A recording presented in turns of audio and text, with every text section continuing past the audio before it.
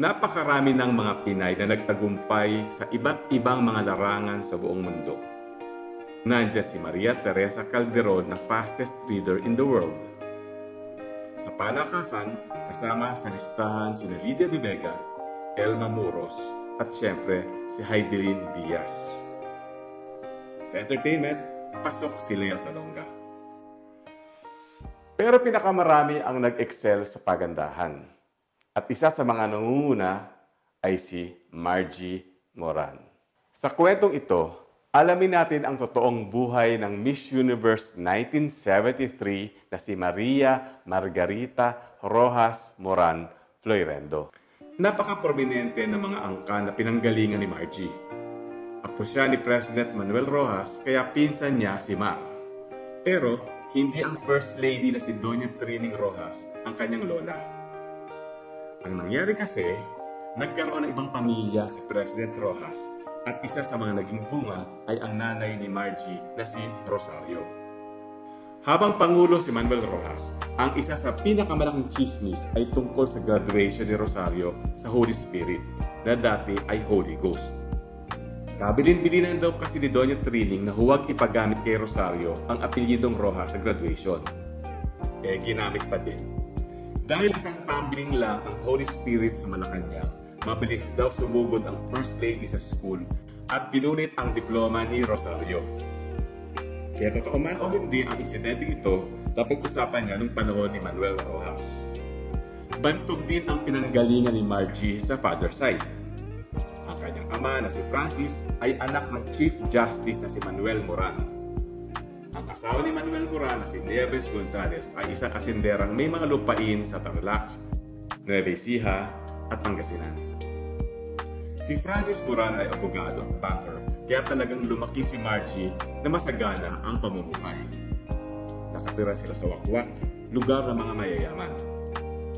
Nag-aral siya sa St. Teresa's College at matalinong bata. Ngunit kinailangan niyang ulitin ang grade 4. Ang dahilan, nag-around the world ang kanyang mga magulang at bilang panganay, binitbit siya ng 4 na buwan at namasyal ng namasyal. Di balik grade 4 siya pagbalik ng Pilipinas. Habang lumalaki ay nagka-interest si Margie sa teatro. Solid din ang training niya sa ballet kaya ang ganda ng tindig. Ang unang contest na sinalihan ni Margie ay ang Twiggy of the Philippines. Si Twiggy ay isang English model and actress na tanyag noong 1960s. Di pinalad si Margie dito. Habang nagmomodelo, nakatawaan ang kanyang mga kasamahan na sumali sa Binibining Pilipinas. Ang ending, nanalo silang lahat. Dahil hindi nagpaalam sa bahay, nabasa na lang ng kanyang mga magulang sa dyaryo na Miss Philippines na pala ang kanilang anak.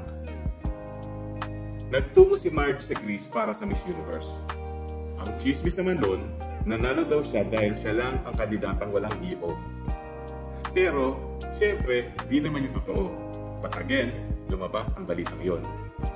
Kung ang mga beauty queen ngayon ay puro advocacy ang inaatupag, puro personal appearance lang sila nun. Bilang Miss Universe, si Margie ay bumabiyahe para magkorona sa mga pageant, malaki man o maliit. Tulad ng Miss Pumpkin o Banana Queen sa South America. Highlight ng kanyang reign ay ang guesting niya sa programa ni Cher.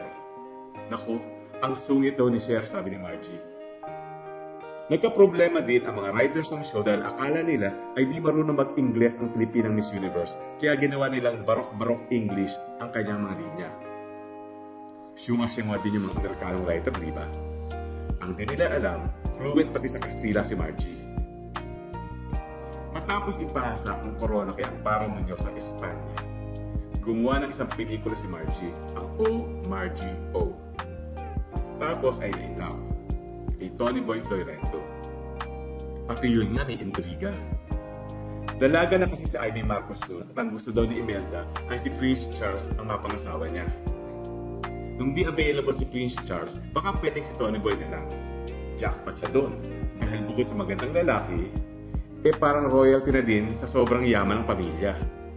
Si Margie ang nagustuhan ni Tony Boy at niyayang magpakasal sa Villa San Miguel sa Mandaluyong.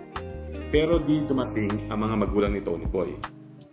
Nagpadala na lang ng mga toneto-toneladong orchids. Ang sabi nun, ito daw ay parang ipakita sa mga Marcos na tutol sila sa kasal. Dinalay naman ni Margie ito.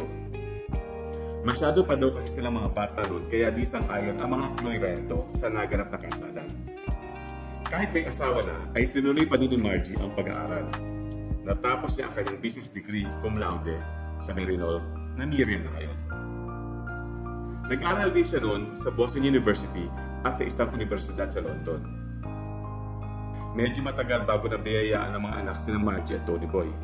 Pero nang dumating ay dalawang magagandang mga anak na babae ang ibinigay sa kanila, sina Monica at Gabby. Noong mga 1980s ay nagtayo ng travel agency si Margie sa Makati. Na-hold up pa nga ang opisina nito. Pero dahil may presence of mind siya, nakatakas siya at tumawag ng pulis. Simula noong 1990s, ginugol ni Margie ang kanyang oras sa mga aktibidad na pang Mindanao. Naging congressman pa nga si Tony Boy pero ang ending ay nagkahiwalay din ang mag-asawa.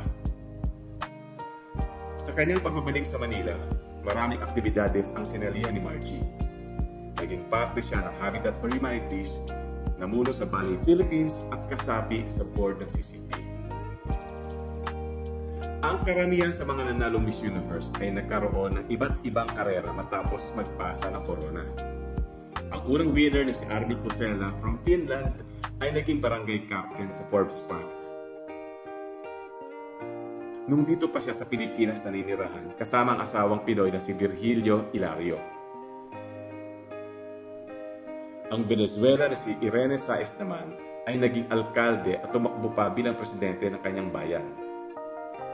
Pero di maikakaila na marami talaga ang naging accomplishments ni Margie Moran.